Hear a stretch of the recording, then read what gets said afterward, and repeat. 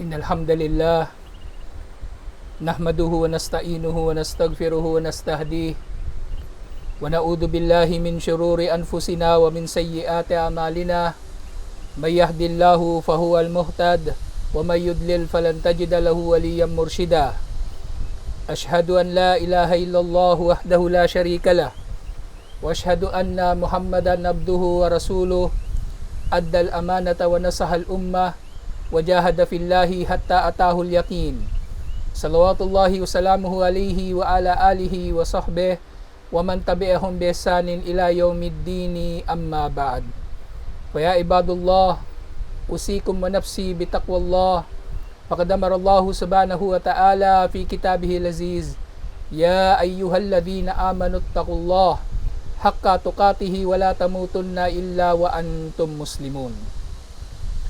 Tunay na ang papuri ay para kay Allah subhanahu wa ta'ala.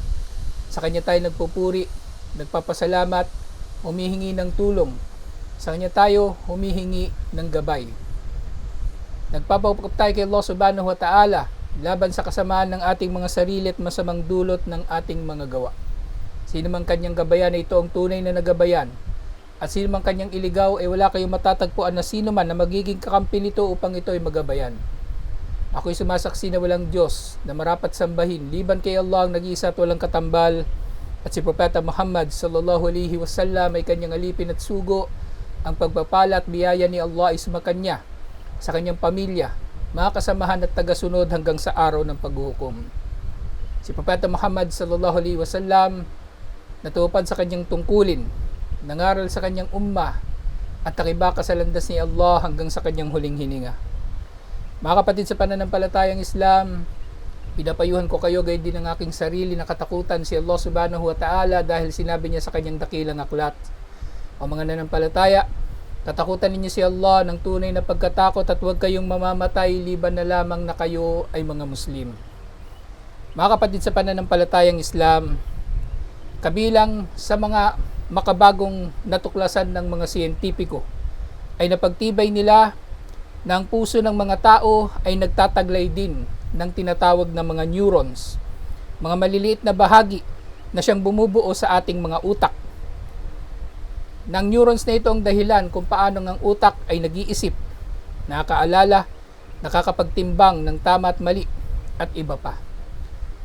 At noong 1990s, natuklasan ni Dr. J. Andrew Armour ang isang malaking pagkakatuklas na ito ng ating mga puso ay nagtataglay din ng mga parehong neurons na ito, na sa kadahilanan ito, ang ating mga puso ay nag-iisip din.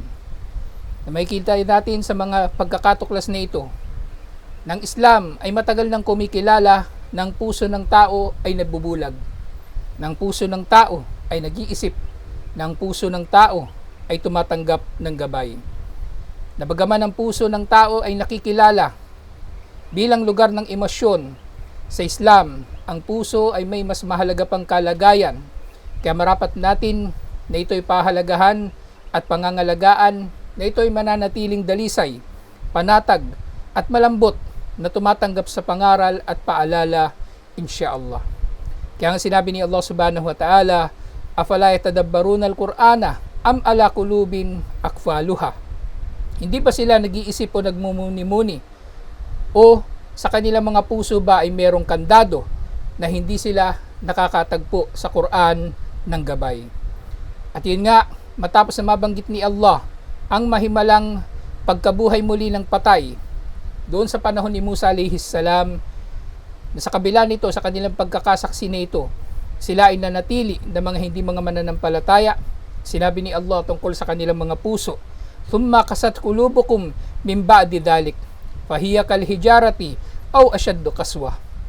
At tumigas ang inyong mga puso pagkatapos nito na masaksihan ninyong kapangyarihan ni Allah, na siya ay may kapangyarihan na bumuhay ng patay. At ito nga ay naging tulad ng bato o mas matigas pa rito. Na dito nga inilarawan ni Allah subhanahu wa ta'ala ang mga Hudyo sa katangian ng pagkakaroon ng matigas na puso.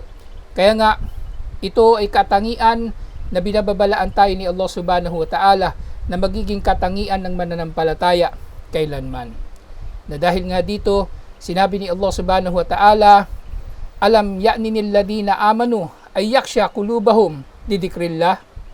Hindi ba dumating ang oras sa mga mananampalataya na nagpapakumbaba ang kanilang mga puso sa pag-aalaala kay Allah? Wama nazala minal haqq, at anumang bumaba tungkol o mula sa katotohanan. Wala yakunu kalladina, at hindi sila marapat na magiging tulad kalladina utul kitab min qabl, katulad ng mga binigyan ng kasulatan na nauna sa kanila.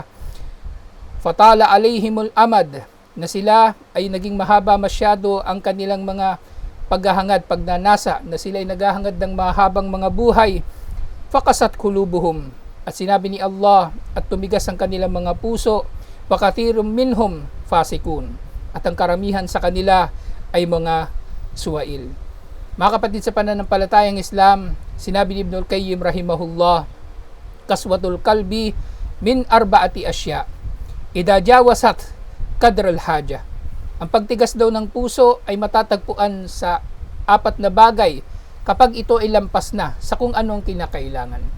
Nang pagtigas ng ating mga puso, mga kapatid sa pananampalatayang Islam, naikilala natin ng unang dahilan dito ay ang kawalang pananampalataya, pagsuway kay Allah at iba't iba pang mga kasamaan.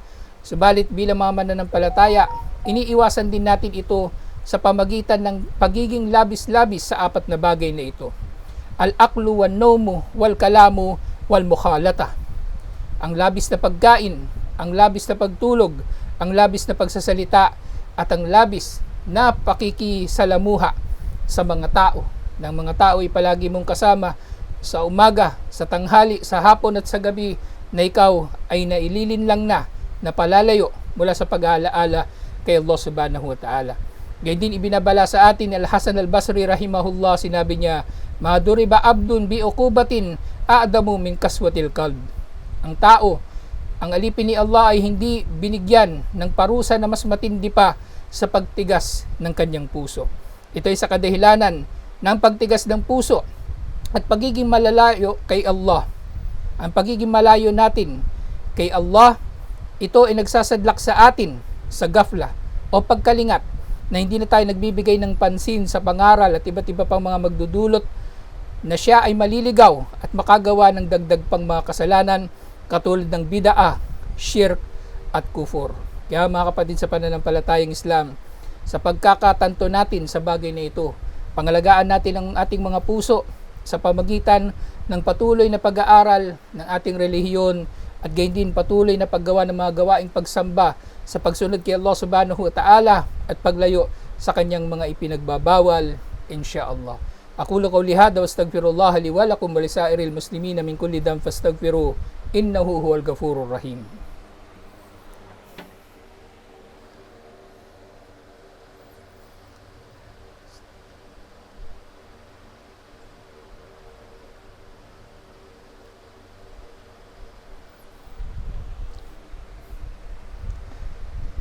Alhamdulillahi wahda, wassalatu wassalamu ala man la nabiyya ba'da wa ba'd.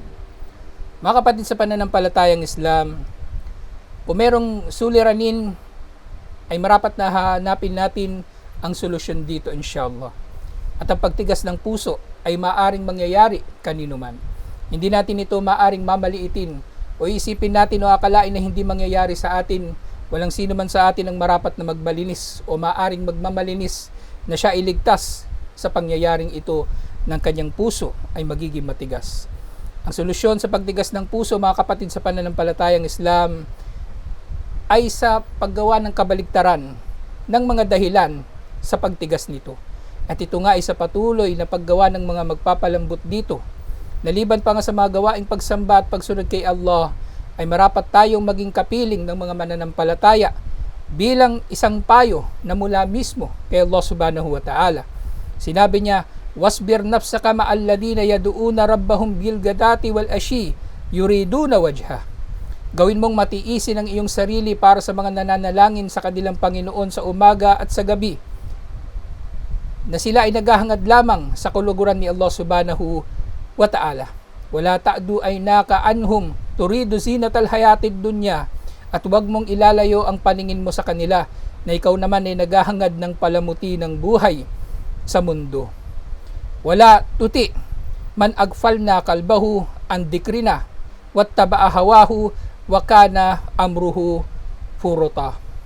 At sinabi ni Allah subhanahu wa ta'ala, huwag mong susundin yaong mga isinara na namin ang kanyang puso mula sa pag-aalaala sa amin, na siyang sumusunod sa kanyang pagnanasa at ang kanyang gawain ay puro pagkukulang, na hindi nagiging sapat sa pagkakatupad sa mga inoobliga sa kanya ni Allah subhanahu wa ta'ala.